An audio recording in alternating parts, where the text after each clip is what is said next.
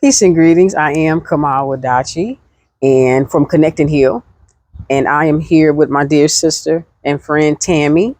And we are going to talk about one of the services that I offer through Connect and Heal, and that is called the Right Moment, WRITE moment. All right. Will you share a part of your story, whatever part you would like to share, and I will turn it into a poem.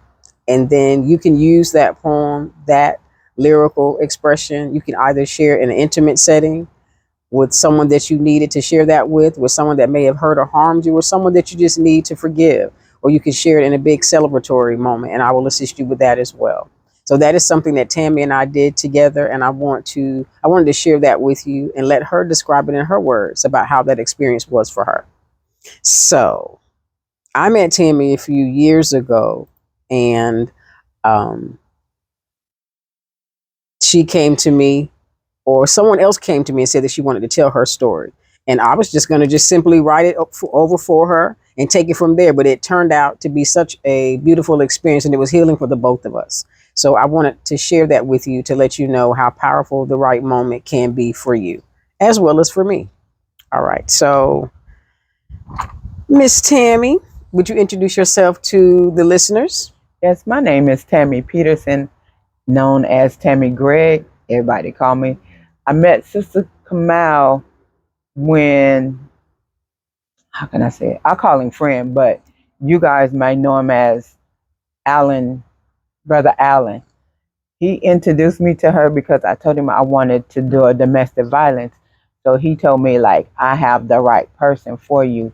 So when I asked her to do it, little did she know it was going to be a healing for her too. Yes. So that's how we ended up getting connected through a live ministry.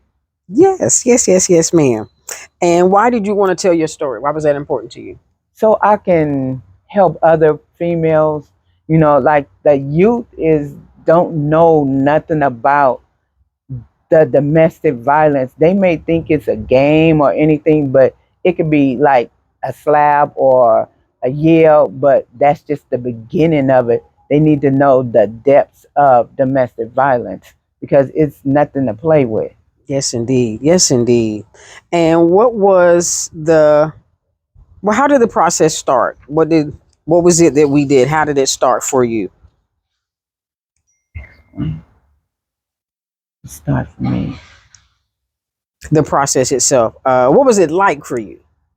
What was it like In for the you? domestic violence? No. When we started the process of putting your story together, what was that like for you? Was it Oh, therapy for you writing it down? Was it hard to write it down? Going back over those memories about what was happening? Did you remember some of the stuff?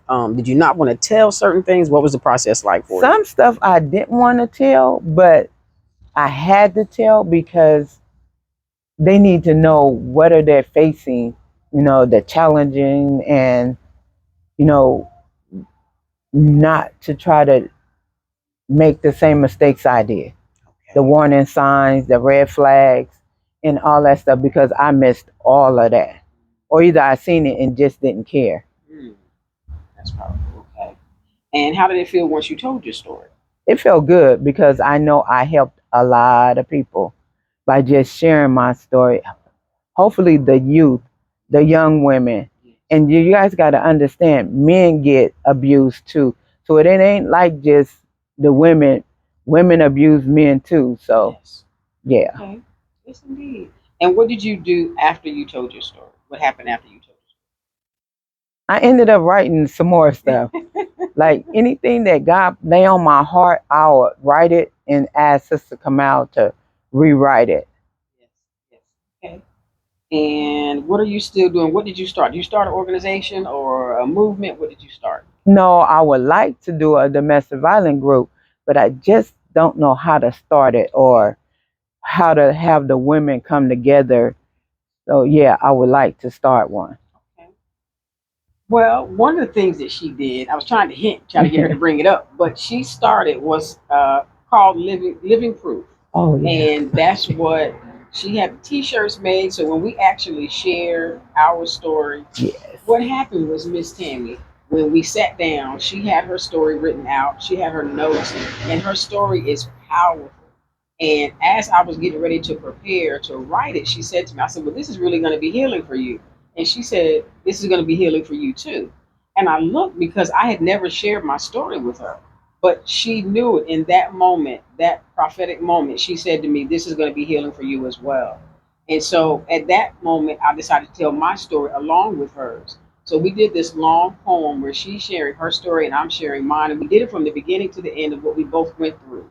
It was powerful. I know for me, I was crying when I was writing it because there were so many things that I hadn't faced or talked about, and I hadn't shared some of it with my own mother.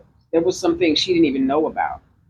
So it was therapeutic, and we had a hard time getting through rehearsal, but we got through it and we did it, and it was powerful. And from that, Tammy came up with living proof because we are survivors and we are living proof that you can survive it and you can make it. And like she said, for the youth and for women and for men, you sometimes you don't notice the signs and sometimes you ignore them. And unfortunately, because I have lost someone who was dear to me to domestic violence, she and her daughter. So it's not a game. It's not to be taken lightly. People have lost their lives behind uh, situations where they were in relationships and there was violence. And even if they try to get away, sometimes the person comes and finds them. So it's so important that you don't let it go on for too long because the longer you stay in that relationship, the more attached they become and the harder it is to leave. So at the first sign of any violence, do your best to tell someone, have a plan, and get out. She came up with living proofs, and we have our T-shirts on today. And to me, it's a movement. And I'm going Yes. to give you her information, so that if you would like to help her with starting an organization. It can be virtual. It doesn't have to be anybody local. We live in North Carolina. So if you were in North Carolina, the surrounding area, Raleigh, Durham, Cary, Fayetteville, Spring Lake, and want to come together with a domestic violence group for women, start out. Also, if you have an event where you're talking about domestic violence and you would like for her to come and speak, you can get in contact with her. I'll make sure I put her information in the description of the video. But we wanted to come and share this with you, not just for the service that I offer, but for domestic violence and how powerful it is that we love ourselves enough to get out of a situation that is not honoring us. Okay, we're all worthy, we're all powerful, and we all deserve to be loved without being in pain. Love does not hurt. She did another T-shirt that said "Love does not hurt."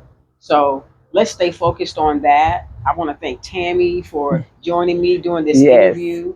I'm going to post this, and I want you to share this with other people about the right moment, a way that you can come together with me, share your story, and we can get that story out there. It's healing to tell your story. It's healing for you if you don't ever share it with anybody. Just the fact that Share it you've with written it somebody. down and you keep it and you go back to it to remind yourself of where you came from because you did survive. You can share it if you like to. I'm telling you, there's therapy in sharing it. So Yes. thank you for tuning in. I am kamauadachi with my dear sister Tammy Gregg, and I'm going to give you her information. So get in contact with her if you're interested in being a part of a domestic violence group so that you can encourage and support one another. I am Kamala Dr. for Connected Here. Thank you so much for joining us. Be well, be blessed, be beautiful, because you simply are. Thank you so much.